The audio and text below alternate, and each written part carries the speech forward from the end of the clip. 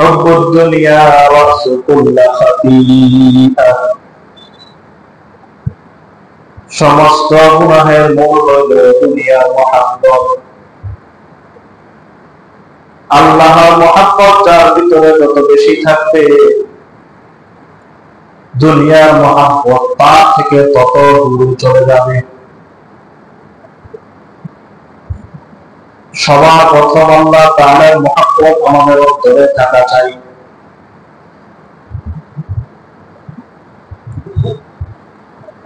আল্লাহর মহাব্বতের করেই, আল্লাহর মহাব্বতের রাস্তা ধরেই আমরা দুনিয়ার জাগতিক মাজাজি মহাব্বত, মাজাজি যে ভালোবাসা, সেটার মধ্যে অগ্রসর হব।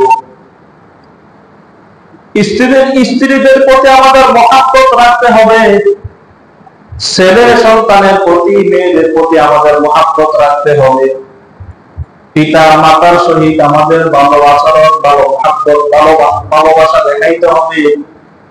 আত্মীয় স্বজন, বন্ধু বান্ধব সবার প্রতি আমাদের মহাব্বত, ভালোবাসা দেখাইতে হবে। দুনিয়ার মহাব্বত কামাইতে যাইয়া, দুনিয়ার মহাব্বত দেখাইতে যাইয়া মাঝে মাঝে আমরা আল্লাহর ভালোবাসা, আল্লাহর মহাব্বত অন্তর থেকে দূরে ঠেলে দিই, অন্তর থেকে চলে যায়। আল্লামা রুমি রাহমাতুল্লাহি আলাইহি কিতাবের মধ্যে লেখেন, লাইলি মজনু, লাইলি মজনু কি মহাব্বত, কি ভালোবাসা, মাজাজি ভালোবাসা তিনি বুঝাইতে চাইছেন। তিনি মাজাজি দুনিয়াবি ভালোবাসা কি জিনিস, আর তার থেকে বেশি মহাব্বত ভালোবাসা যে আল্লাহর প্রতি, এটা তিনি বুঝাইতে চাইতেছেন। যে লাইলি মজনু, মজনু লাইলিকে মহাব্বত করে, লাইলি মজনুকে ভালোবাসে, মহাব্বত করে। তারা বিভিন্ন সময়ে, বিভিন্ন ভাবে, বিভিন্ন প্রকারে ভালোবাসা প্রকাশ করছে, দেখাইছে। লাইলি মজনুকে ভালোবাসে, এই জন্য লাইলি মজনুর বাড়ির সামনে দাঁড়াইয়া থাকে এক নজর দেখার জন্য। লাইলির বাড়ির কুকুরও যদি মজনুর সামনে চলে আসে, তাকে মহাব্বত দেখায়, ভালোবাসা দেখায়।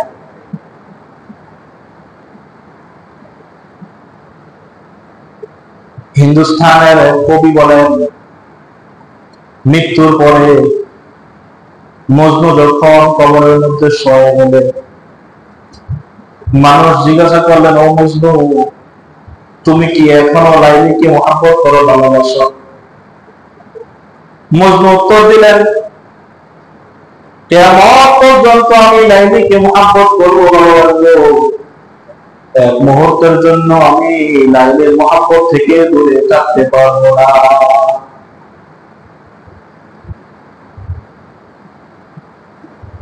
দেখুন, মানুষ প্রেমে পড়ে, প্রেমে পড়ে না, প্রেমে পড়ে। এখন প্রেম বলতে তো আমরা বুঝি ওই যে ওই অবৈধ।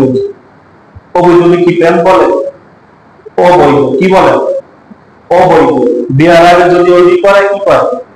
অবৈধ প্রেম। আর যদি বিয়ার পরে করে, কি করে? পরকিয়া। কি কিয়া? জোরে কয় না, কি কিয়া? বিয়ার পরে যদি প্রেমে করে, কি করে? পরকিয়া। বিয়ার আগে করলে অবৈধ, বৈধ কয় না, বৈধ কয়। এটা আমরা বা সাবজেক্ট বা বৈধ প্রেম, বৈধ ভালোবাসা। এখন প্রেম বলতে আমাদের জেহানের দিকে চলে যায়। আল্লাহ,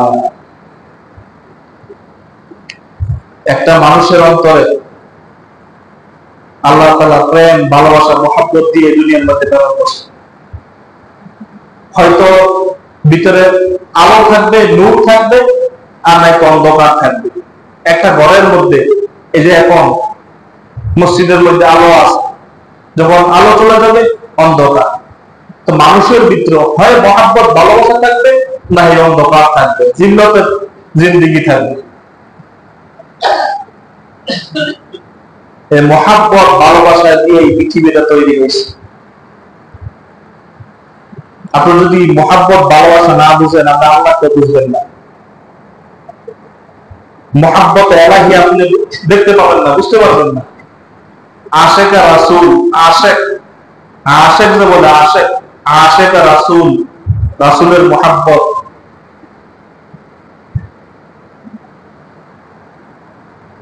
এই রাসূলের মুহাব্বত, আল্লাহর মুহাব্বত, মানুষের মুহাব্বত, এগুলো অন্তরের মধ্যে থাকতে হবে।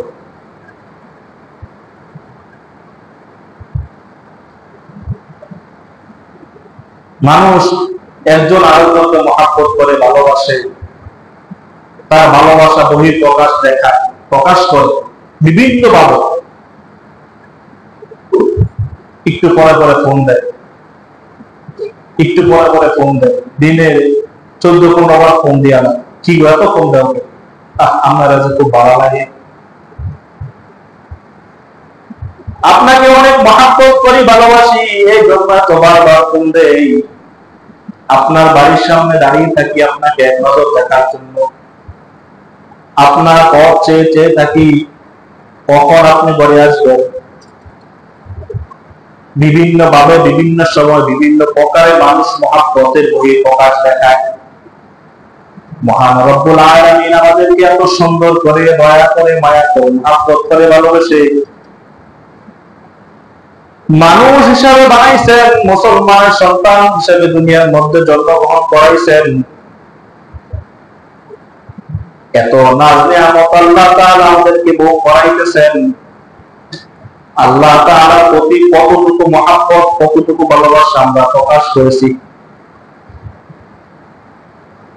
যে যারা মহাব্বত করে তার নাম সর্বহালতে, হাল হালতে জপতে থাকে। আল্লাহ তাআলা বলেন, ইয়া আইয়ুহাল্লাযীনা আমানুল্লাহ যিকরান কাসীরা। যারা আমাকে মহাব্বত করে, ভালোবাসে, আমার নাম সবসময় তাদের জিহ্বার মধ্যে লড়তে থাকে, কলবের মধ্যে সবসময় আমার নাম বাজতে থাকে। লা ইলাহা ইল্লাল্লাহ, বলে লা ইলাহা ইল্লাল্লাহ, লা ইলাহা ইল্লাল্লাহ মুহাম্মাদুর রাসূলুল্লাহ সাল্লাল্লাহু আলাইহি ওয়াসাল্লাম। যার ভিতরে আল্লাহর মহব্বত যত বেশি, সে সবসময় আল্লাহর নাম করতে থাকে। এটা একটা বহিঃপ্রকাশ। আল্লাহ তাআলা ভালোবাসার, মহব্বত, বহিঃপ্রকাশের আরেকটা কারণ 5 ওয়াক্ত আল্লাহর ঘর মসজিদে এসে হাজিরা দেওয়া। এটা হলো আরেক প্রকার। আরেক প্রকার মহব্বতের বহিঃপ্রকাশ হলো জীবনে একবার, সেটা হলো কি? হজ করা। জীবনে একবার, এটা হলো আরেক প্রকার মহব্বতের বহিঃপ্রকাশ, জীবনে একবার হজ করা। আরেকটা হইল সমর্থন হইলে আল্লাহর মহব্বত বহিঃপ্রকাশ করা, সেটা হলো যাকাত আদায় করা। আরেকটা হইল সিরিজ বুঝলি, সিরিজ আকারে মাহে রমাদানের 30টা রোজা, 30টা তারাবি আল্লাহ তাআলার মহব্বতে আদায় করা। চাঁদ দেখে রোজা শুরু করো, আবার চাঁদ দেখে রোজা ভাঙো, উদযাপন করো। যারা প্রকৃত ঈমানদার, মুত্তাকিন, আল্লাহর আশিক, মাহে রমাদান যত চলে যায় তাদের কান্না তত বেড়ে যায়। কে কান্দ কেন লেগে? ও ভাই, মাহে রমাদান তো আগামীকালকে শেষ হয়ে যাবে। 30টা দিন রোজা রাখছি আল্লাহর মহব্বতে, 30টা দিন তাহাজ্জুদ পড়ছি আল্লাহর মহব্বতে, নফল ইবাদত বেশি বেশি করছি মাহে রমাদানে আল্লাহর মহব্বতে। মাহে রমাদান চলে যাবে, আল্লাহর মহব্বত তো আমার থেকে আস্তে আস্তে কমে যাবে। এই জন্য কাঁদতেছি।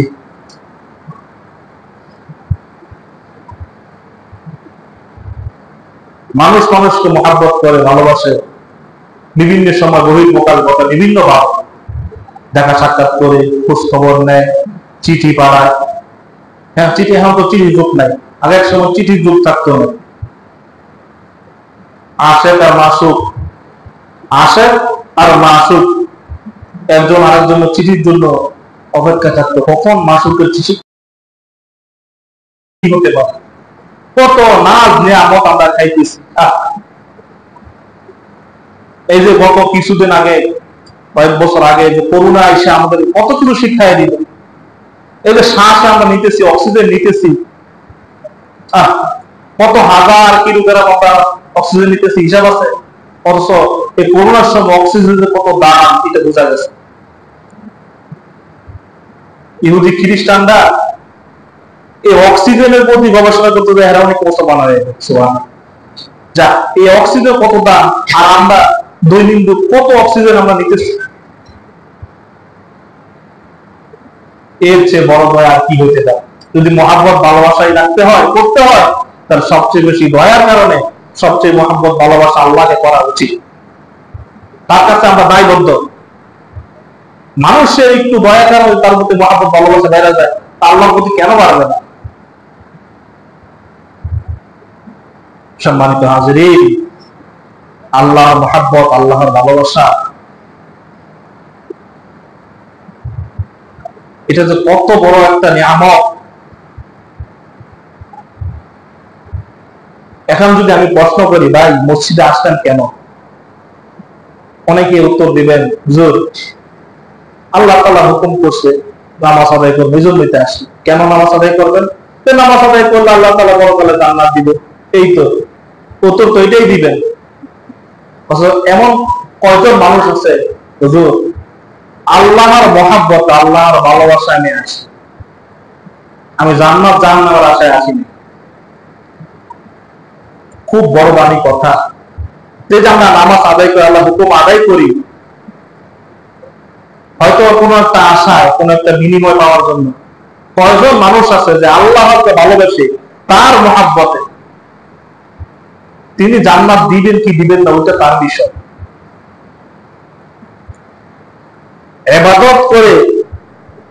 ইবাদত করে যদি জান্নাত পাওয়া যাইতো, তাহলে সবচেয়ে বেশি ইবাদতগার কে ছিলেন?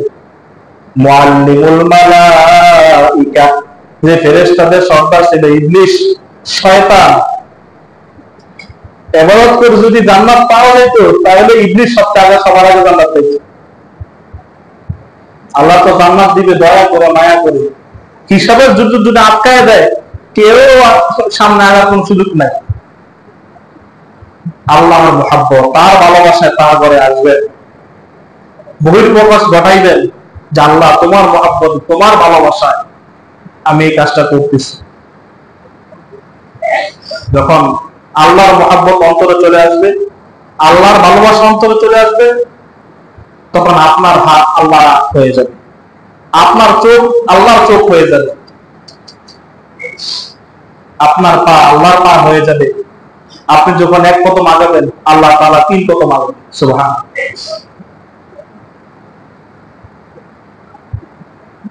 খালি বলি আল্লাহ টাকা দাও, বাড়ি দাও, সম্পদ দাও, খালি দোয়া করি।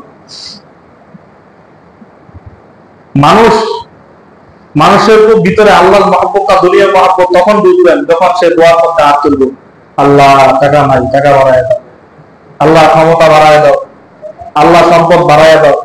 যখন দেখবেন এই দোয়া করতেছে, মনে করবেন তার ভিতরে দুনিয়ার ভালোবাসা, দুনিয়ার মহব্বত। আর যখন দেখবেন আল্লাহ তোমার পথে চলার তৌফিক দাও, তুমি আমাকে কবুল করে নাও, তুমি আমার হয়ে যাও, যখন এই দোয়া করবে, তো মনে করবেন তার ভিতরে আল্লাহর মহব্বত, আল্লাহর ভালোবাসা,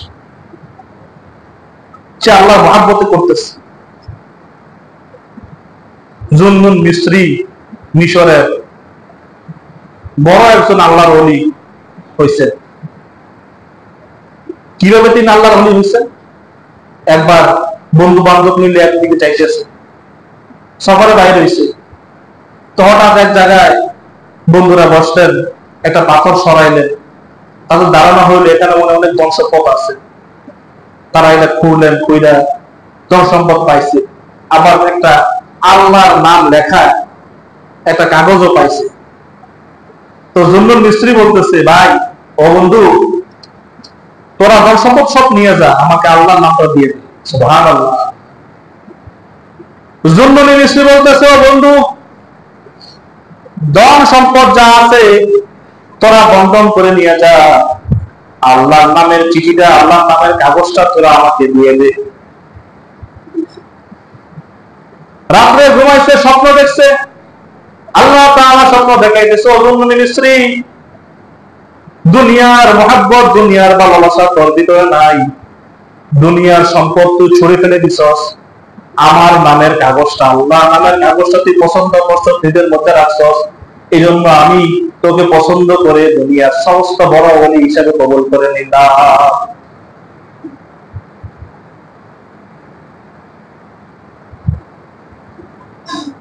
এক ব্যক্তি রাস্তা দিয়ে হাঁটতেছে, মদ পান করে, কি পান করে? মদ পান করে, রাস্তা দিয়ে হাঁটতেছে, হাঁটতে হাঁটতে হঠাৎ চোখে পড়লো আল্লাহর নামের একটা কাগজ মাটির মধ্যে পড়ে আছে। তার কাছে একটু খটকা লাগছে, আল্লাহর নামের কাগজটা মাটিতে পড়ে আছে, সে এটা তুলে উপরে রেখে দিচ্ছে। আল্লাহ তাআলা স্বপ্ন দেখাইছেন, ও বান্দা, আমার প্রতি মহব্বত, আমার প্রতি ভালোবাসা দেখাইয়া তুই আমার নামের কাগজটা জমিন থেকে উপরে উঠাইছস, আল্লাহ তাআলা আমি তোকে জমিন থেকে আমার আরশে মহল্লা পর্যন্ত উঠাইয়া নিলাম। মহব্বত, এই হলো আল্লাহর মহব্বত, ভালোবাসা। আল্লাহর জন্য হয়ে যান, দুনিয়া আপনার পায়ের নিচে চলে আসবে। আর আপনি দুনিয়ার জন্য হয়ে যান, দুনিয়ার পায়ের পিছে পিছে আপনার জড়াইতে হবে জিন্দেগি ভর। সম্মানিত হাজিরিন, আল্লাহর মহব্বত, ভালোবাসা ছাড়া কিয়ামতের দিন কেউ পার পাবে না। নবী করিম সাল্লাল্লাহু আলাইহি সাল্লাম, নবীজিকে আল্লাহ তাআলা মাকাম দিছে, মাকাম, যে মানুষ তারা 5 বার আমার কাছে আসবে, 5 ওয়াক্ত পড়বে, আপনি 6 ওয়াক্ত পড়বেন।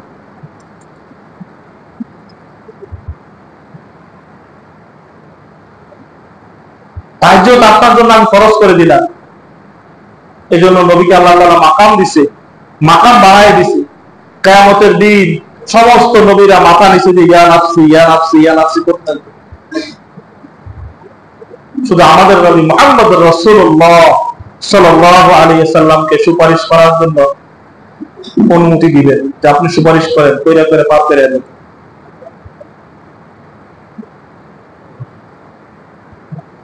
কুল ইন কুনতুম তুহিব্বুনাল্লাহ ফাত্তাবিউনি ইউহিব্বুকুমুল্লাহ। নবী আপনি বলে দেন, নবী আপনি বলে দেন, আমাকে যদি কেউ মহব্বত করতে চায়, আপনাকে মহব্বত করুক, আপনাকে অনুসরণ করুক, তাহলেই আমাকে মহব্বত করবে। নবীকে মহব্বত করতে বলছে, নবীর ভালোবাসা পেতে বলছে, নবীর সুন্নতের অনুসরণ করতে বলছে। নবীর সুন্নত অনুসরণ করা ছাড়া, অনুকরণ করা ছাড়া আল্লাহর অনুসরণ, আল্লাহর মহব্বত পাইবেন না। কেমন জানি আপনার সন্তানকে যদি আমি মহব্বত করে ভালোবাসি, 200 টাকা দেই, কেমন জানি আপনাকে মহব্বত করে ভালোবাসেন। কোন কোথাও বেড়াইতে গেলে আপনার সন্তানকে আদর করে মহব্বত করে ভালোবাসে, কেমন জানি আপনাকে মহব্বত করে আপনাকে ভালোবাসে। তো নবীর মহব্বত, নবীর সুন্নতের মহব্বত, নবীর অনুসরণ অনুকরণ ছাড়া আল্লাহর মহব্বত, আল্লাহর ভালোবাসা পাইবেন। এই জন্য আগে নবীর সুন্নত, নবীর মুখেই বললাম নবীর মহব্বত করে ভালোবাসি, নবীর সুন্নতের কোন খবর নেই।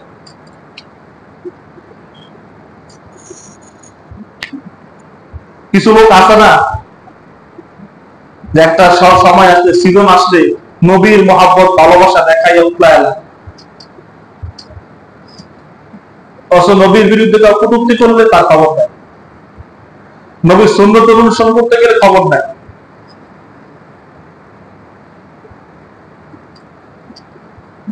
নবীর সুন্নত, নবীর সুন্নতের অনুসরণ করাই নবীর মহব্বত, নবীর ভালোবাসা দেখা, বহির প্রকাশ ঘটা। আল্লাহ তাআলা আমাদেরকে আশিকে রাসূল, আশিকে রাসূল, আল্লাহর প্রেমিক হিসেবে কবুল করে বলে আমিন। আল্লাহর ভালোবাসা, আল্লাহর মহব্বত আমাদের অন্তরে পয়দা করে।